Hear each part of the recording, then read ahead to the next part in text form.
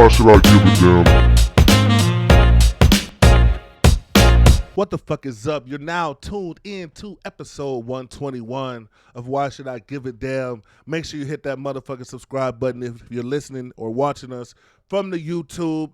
Make sure you get us on Instagram at WSIGAD_podcast. Hit that follow button for new clips, new reels, new segment drops on our IG, and also on Facebook at facebook.com/WSIGAD. And make sure you like us on there as well. I am your host, Eric. It's your girl, Breezy the Barber. It's the Black O.J. Simpson, Colin. And we back in the motherfucking building with another show, man. We got to talk about it, and we got to get straight to it, straight to the point. Kanye West, or should I say Ye, formerly known as Ye, changed his name. He's been all over the blogs, all over the interviews. Anybody who can get a mic in his face, he's giving them an opportunity to get interviews and all that stuff off. He like a cheap hoe right now. Right, everybody's getting a turn right now, and this is the biggest press run I've pretty much ever seen Kanye on. Like I've never seen him do this many interviews for albums, tours, nothing. Like he's on a real, this is the most I've seen of Ye. And unfortunately, after his Drink Champs interview and a couple other interviews he did with Piers Morgan and whatnot, and Candace Owens. By the way, that little trifling bitch, she's backing away from Kanye now. She used him, got what she wanted. Now she's out the way, little mutt. Well, bitch. we saw. I mean, we're gonna all like these are coming out that she got fired because at one point she praised Hitler. So I'm always gonna point out her hypocrisy. The only good thing she did was call out the little stud BLM girl for stealing all that money. That's the only. She pulled up to her crib. That was funny. But other than that, Candace Owens is an opportunist, so that's another person. Like when you got the Ye stimulus package and now you want to do like the yarmulke money, so now you're like, I don't know this guy. It's like, Well, see, at the end of the day, she's still entrenched in politics. And you know how politics She's works. entrenched in white dick. Yeah, That's which is white dick is politics. That's what politics is. A bunch of Vienna white sausage dicks. dick. So once Ye went on at the Jewish community, she had to, okay, now I can't associate myself. So you're going to blank out Jewish though, right? Huh? You're not going to blank out Jewish. Oh, right, because just mentioning them is anti-Semitic according to these motherfuckers at this point. Like, shit is crazy. But I can't hate on them, and we'll get to that in a little bit. I definitely can't hate on them. Hey, he's like, I'm trying to keep my job. I can't hate on you. No, and it ain't got nothing to do with that because shit, we at the end of the day, if they want to do that, we're done already. Shit, they can go back. We're done. We've been done. Isn't anti-Semitic like a new homophobic where like if you just even have a question about it? We need to define it, but before we get into that, you're right. We need to define what really is anti-Semitic because this shit is getting out of hand. But we do got to do the timeline with Kanye because it's been a split jury as far as black people when it comes to Kanye. When he said the slavery was a choice thing, you had some black people who were very upset about it. Some black people were, oh, y'all don't get it. Y'all don't understand what he's trying to say. He's trying to, he's too deep for y'all. And so we continued, and a lot of people got over that, and they moved on. Then, even when he wore the Trump hat and he started supporting Trump, a lot of people, the black man doesn't get to be his own free thinker, and y'all coming down on the black man. I don't have to align with the typical black man way of thinking and shit like that. So that was the case. So, okay, cool. Kanye did his thing. Some black people got mad. Some black people didn't. It was split. Now you fast forward to the comments he recently made about George Floyd, where he was on a Drink Champs podcast, and he literally brought up the fentanyl intake, which is what the right wing and Republican motherfuckers like Candace Owens and all those motherfuckers, they've been trying to use the fact that George Floyd had fentanyl and drugs in his system as an excuse for why he died, saying that he died from that instead of the knee, when we clearly saw the man lose his life with a knee to his neck. Like we saw it with our own eyes. This ain't rumor. This ain't even body cam. This is us looking at it. So yeah. So that's one of those things. Now, drugs has always been something that's been used to justify black death. That's an old school tactic that the right's been using for the longest. Kanye going on Drink Champs doubled down on that. That's what black people were mad about. We know, as far as the black people being the real Hebrews and real Jews and all that stuff we talk. We've been on that. At least the woke black people have been. We've been on that. I mean, y'all niggas, y'all 3-4 hidden colors behind by now. I mean, people laughed at Kodak when he said he was a black Israelite, and he everybody has their little wave of wokeness. Right. So when we have it, like remember Nick Cannon, you could tell he started reading something. Right. He actually probably said some more. Cause could anybody tell me what Kanye actually said? We talked about the threat. It was kind of like a cliffhanger. Then I'm like, I watched the interview. I didn't watch the whole one, but I was looking for it. I don't remember him actually saying anything. I think Nick Cannon probably said more offensive shit. Basically, what happened with Kanye is he understands that there is powerful Jewish people within the music industry that have influence to make things happen. Absolutely. Which that's fact. That's not anti-Semitic.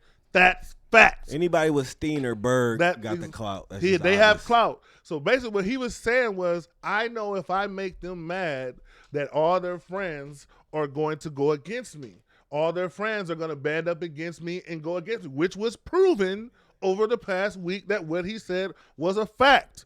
So like I said, the stuff he said about the anti-Semitic stuff, well, what their claim is anti-Semitic. It wasn't anti-Semitic. It was observation. Then let's go also, he even went so far as to say that the Jewish community, they organize better than us. They understand money better than us. He said he was jealous of them. He said he wished black people could learn from them. So he did the LeBron thing. Why every time that we actually, like, this the one thing, because, you know, I'm really not anti-Jew. To me, Jewish is a religion. They try to make it a race. It's a religion.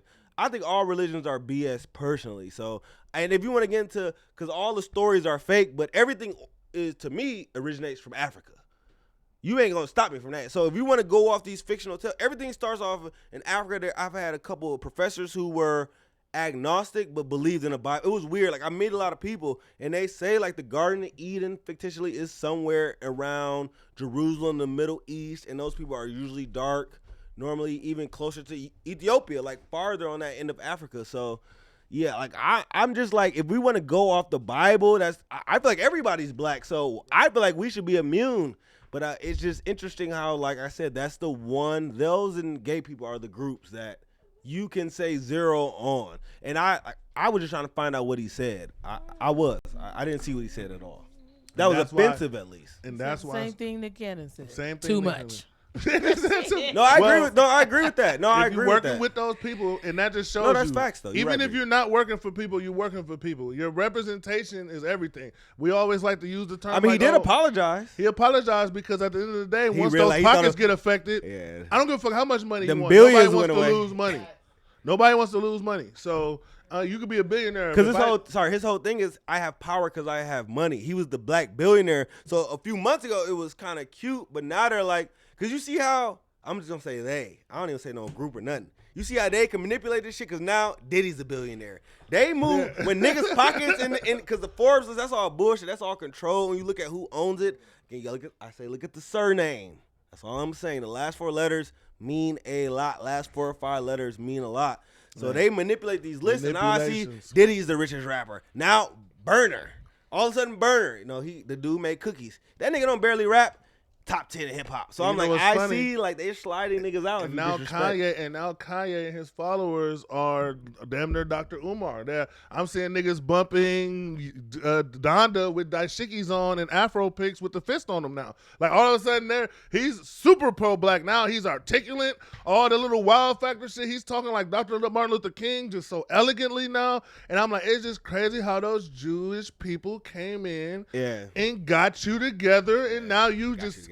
It just changed you all up, and I'm like, you know what? And another thing we got to bring up is I see a lot of black people that are, well, I can't believe he gonna apologize to the Jewish people, but he ain't say shit to the black community. So Kanye just addressed that. And Kanye said, now I know what it feels like to have a knee on my neck. That was his comment. I know what it feels like. After getting $2 billion taken away, I know what it feels like to have a knee on my neck. So he pretty much tried to sympathize. My thing is, it's crazy how black people are pulling this. Oh, now he apologized to the Jewish. Black people, y'all weren't that mad when it happened. So don't get all mad now that y'all see Jewish people standing on their shit. Now y'all want to get mad after the fact. niggas, y'all be thinking shit is a joke, and everything goes either way. Everybody wants to be these rebellious niggas that bucks the system and are the contrarians that go against everything. That's cool. I don't want to knock niggas' free thought, but at the same time, but don't get mad when the next race or the next religion or the next group of people stand on their shit. Is it black people or just Ye stands? I think black people kind of was very upset about this shit. I don't think all black people like kind of cape for him. Okay, I'll say the black people were upset about most black people. Most About black the- people I was know upset that about the George Floyd shit because I was exactly, like, it was the George Floyd shit that yeah, pissed us off. yeah. But I noticed that the Ye fans are glossing over the George Floyd shit, and what they're doing is they're double downing on the Jewish aspect. Like, oh, but what he said was real shit. Yeah, 95% of it was real nigga shit. Everybody knows that. But that 5% George Floyd segment, that pissed a lot of people off. So let's not gloss over that shit. Like, that George Floyd shit sparked the whole riot. People lost their lives over that shit after George Floyd. We live here in Wisconsin. 2 motherfuckers in Kenosha, three motherfuckers died, and not just here, all over the world. They were white though, but salute, rest in peace. Sacrifices for the greater good. Like I said, sometimes Niggas was twerking and doing an electric slide, but when the guns came out, niggas backed up and crumping backwards. But the white niggas was thank you, crash dummies, salute. Look, white people, if you want to know how you can help when the protest was that you crumping? It was a big nigga. Never. No, I said. Wait, just do this real quick. I want to see if that was you. No, that never me. Okay. I said never. I'm about to say, was you in Philly that day?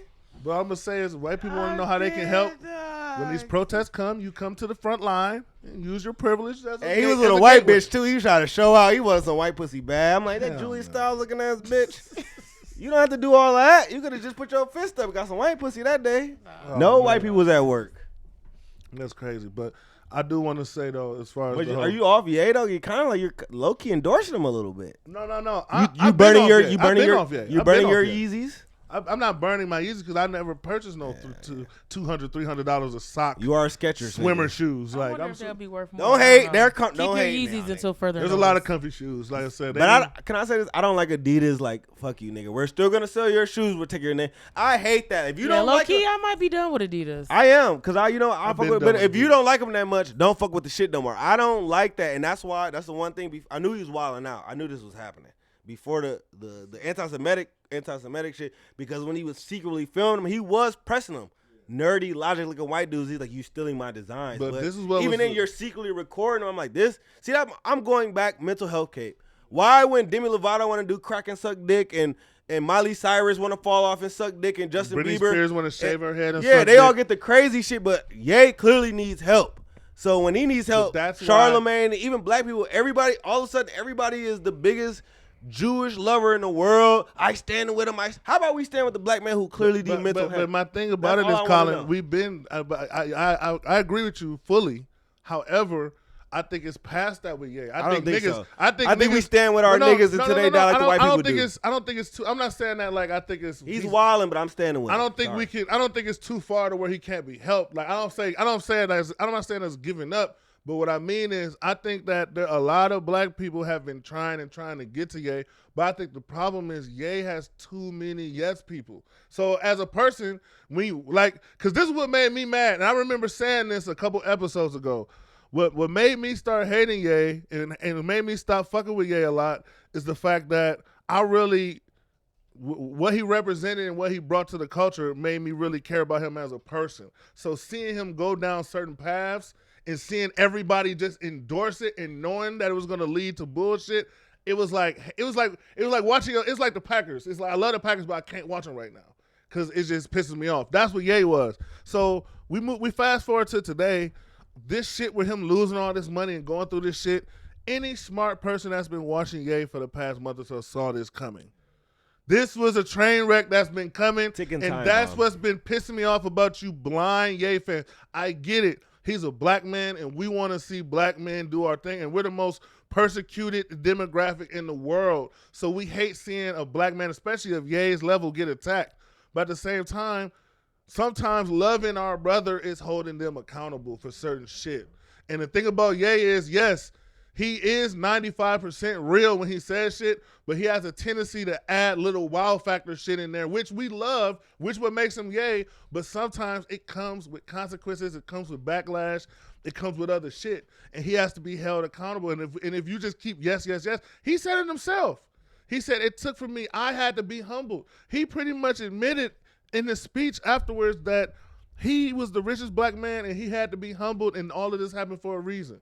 And I hope now we seeing this new Ye where he's all of a sudden articulate and saying, talking like I wish he would have, like the way he's talking now after this is how I wish he would have been talking the whole time. I can't lie, you sound a little bitter.